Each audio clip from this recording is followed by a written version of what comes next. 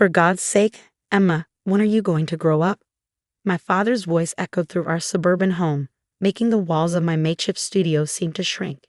You're 26 years old living in our basement, and what do you have to show for it? Paint-stained clothes and a pile of canvases no one will ever buy. I kept my brush steady, adding another layer of deep blue to the massive canvas before me. The painting was unlike anything I'd done before, a swirling composition of stars and city lights that seemed to pulse with their own energy. I called it Urban Constellation, though I hadn't told anyone its name yet. Are you even listening? Dad's footsteps thundered down the basement stairs. Your mother and I have been patient, but this has gone on long enough. Finally, I set down my brush and turned to face him.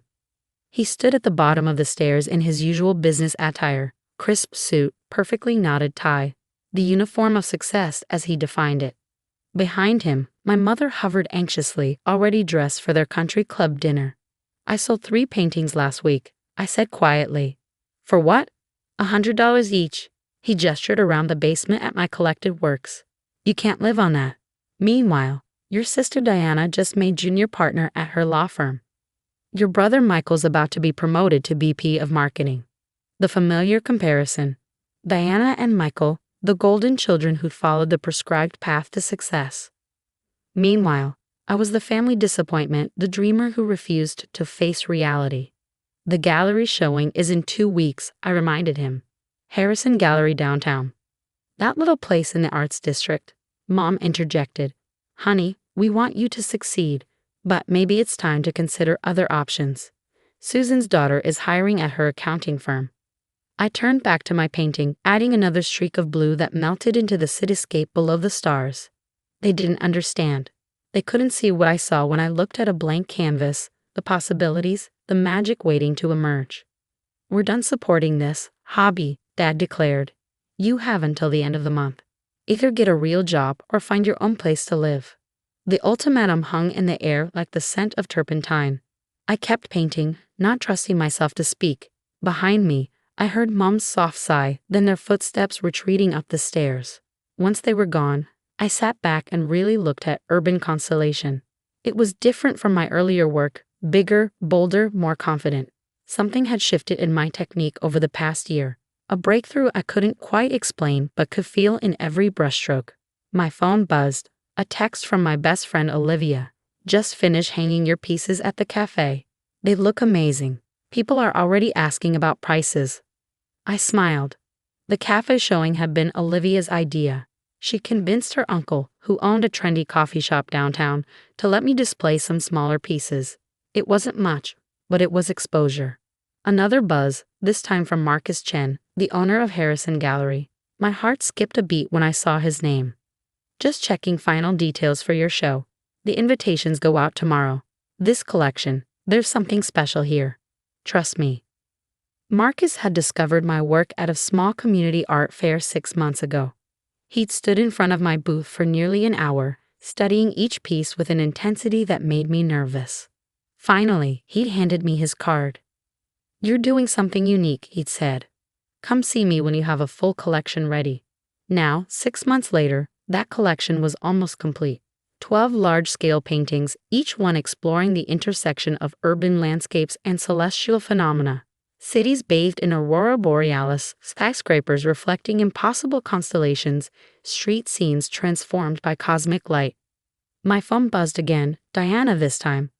Heard about Dad's ultimatum. Maybe it's for the best. I know a headhunter who specializes in creative industries. Real jobs, but still artistic. I didn't respond. Diana meant well, but she was cut from the same cloth as our parents. Success had a specific look in their world. Offices, business cards, steady paychecks. Art was fine as a hobby, something to do on weekends between networking events and charity galas. But my art wasn't a hobby. It was my voice, my vision, my way of showing people how I saw the world. And lately that vision had started evolving into something I couldn't ignore. I worked through the night, losing myself in the painting. The city lights below the stars began to take on an almost 3-dimensional quality, seeming to float off the canvas. It was a technique I'd been developing, layers of paint and specialized glazes that created an illusion of depth and movement. Around 3 in the morning, Olivia called. You're still up, aren't you? She didn't wait for an answer. Someone just offered $5,000 for the piece in the cafe window. I nearly dropped my phone. What? The sunset over the bridge, the one with the northern lights. A collector saw it tonight. He wants to know if you have more like it. My hands started shaking. $5,000. More than I'd made from all my previous sales combined. Tell him about the gallery show, I said, my mind racing. And Olivia, don't tell my parents yet. Are you sure? This could get them off your back. Not yet. I want them to see it all at once. The whole collection, the gallery, everything. After we hung up, I stood back and looked at my basement studio with new eyes. The paintings weren't just paintings anymore. They were proof. Proof that I wasn't wasting my time, that my vision was worth something. The next morning, I heard my parents leaving for work. Dad's heavy footsteps above, Mom's clicking heels, the garage door opening and closing. As soon as they were gone, I dragged my newest pieces upstairs to photograph them in better light. The sun streaming through our living room windows brought out details I hadn't even noticed, subtle color variations in the starlight, hidden patterns in the cityscapes. These weren't just pretty pictures, they were something entirely new. My phone buzzed with another text from Marcus. Invitations are out. Already getting responses. Something big is coming, Emma. I can feel it. I started carrying the paintings back downstairs, but stopped halfway. Instead, I propped Urban Constellation against the living room wall and sat on a couch, really looking at it in the natural light. The stars seemed to swim above the city, creating patterns that drew the eye deeper and deeper into the canvas. The specialized glazing technique I developed made the light appear to shift as you moved around the painting, like a hologram or a living thing. The front door opened. Mom, home early from her volunteer work at the hospital gift shop. She stopped short when she saw the painting. For a long moment, neither of us spoke. She just stood there, her eyes fixed on the canvas, her expression unreadable. Finally, she said softly, "When did you learn to do that?" "It's a new technique I've been working on. The glazes create an illusion off." "No," she interrupted, stepping closer to the painting. "When did you learn to make something like this?" There was something in her voice I'd never heard before. Wonder? Recognition? For the first time, I wondered if maybe she could see it too, the magic I was trying to capture. But then her expression closed off, returning to its usual worried frown. "Your father won't change his mind, you know, not even for this." She hurried upstairs, leaving me alone with the painting. But something had shifted in that brief moment. She had seen it, even if she wouldn't admit it. 2 weeks. 2 weeks until the gallery opening. 2 weeks to prove to everyone, my parents, my siblings, myself, that art wasn't just a hobby or a waste of time. It was who I was. And soon they would all understand exactly what that meant. I worked frantically over the next few days, putting the finishing touches on the collection. Each painting was a piece of my soul laid bare on canvas, each one pushing the boundaries of my new technique a little further. The centerpiece would be Urban Constellation, the largest and most ambitious piece I'd ever created. 8 feet tall and 12 feet wide, it dominated any space it occupied. The city lights and stars seemed to dance across its surface, creating patterns that changed depending on where you stood. Marcus came to see the finished collection 3 days before the opening. He stood in my basement studio, moving from piece to piece in complete silence. Finally, he turned to me with an expression I couldn't quite read. "Do you understand what you've created here?" he asked. I shook my head, suddenly nervous. "This technique you've developed, the way the light seems to move, the depth you've achieved. I've never seen anything like it, and I've been in this business for 30 years. He pulled out his phone and started making calls. I heard fragments of conversations about lighting requirements, security measures, insurance values. It all seemed surreal, like I was watching someone else's life unfold. That evening, as I was cleaning my brushes, I overheard my parents talking upstairs. "Can't let her throw her life away," Dad was saying. "Diana says she knows people who could help." "But what if?" Mom's voice was hesitant. "What if we're wrong?" Today, in the living room, I saw one of her new paintings. It was different. Different doesn't pay the bills, Margaret. Different doesn't build a future. If only they knew what Marcus had said. If only they could see what was about to happen.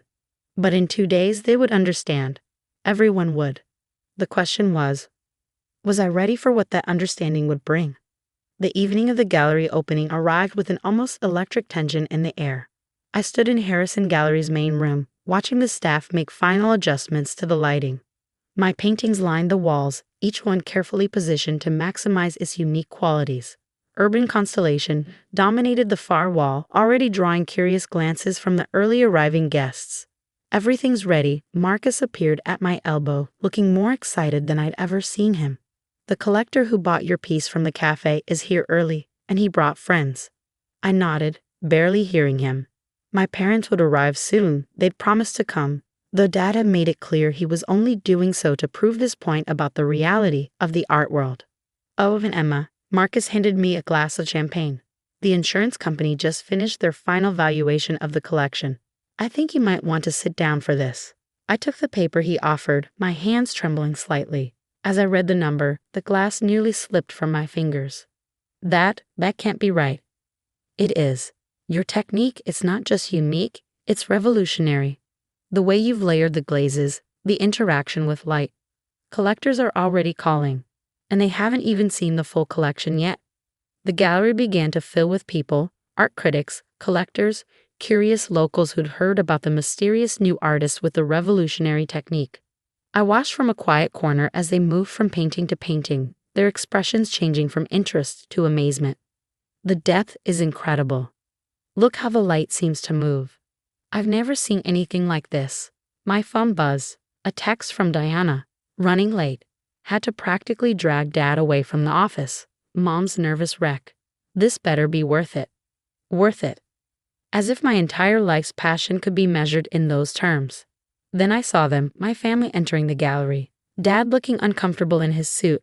Mom clutching her purse like a shield. Diana and Michael scanning the crowd with professional interest. They hadn't noticed me yet. I watched as they moved through the space, approaching my work for the first time without prejudice, without knowing it was mine. Mom stopped first, in front of a piece called Celestial Traffic. Streaming headlights transformed into shooting stars over a rain-slicked street. She leaned closer, then stepped back, then moved sideways, watching the light play across the surface. "Harold," she whispered, "look at this." Dad joined her, his dismissive expression faltering as he took in the painting. "How is it, moving like that?" "It's a proprietary technique," a nearby critic explained eagerly. "The artist developed it herself. Nobody's seen anything quite like it." Michael had wandered over to Urban Constellation. Even from across the room, I could see the moment it hit him, the recognition of something extraordinary. He pulled out his phone, probably to Google the artist's name. Diana was the first to spot me. She froze, looking between me and the paintings with growing realization. "Emma," her voice carried across the gallery. These are yours." The room quieted. My parents turned, finally seeing me standing there in my simple black dress, champagne glass in hand. "Hello," I said softly. "Welcome to my gallery showing." Dad's face went through a series of emotions. Confusion, disbelief, something that might have been the beginning of understanding. You did all of this?"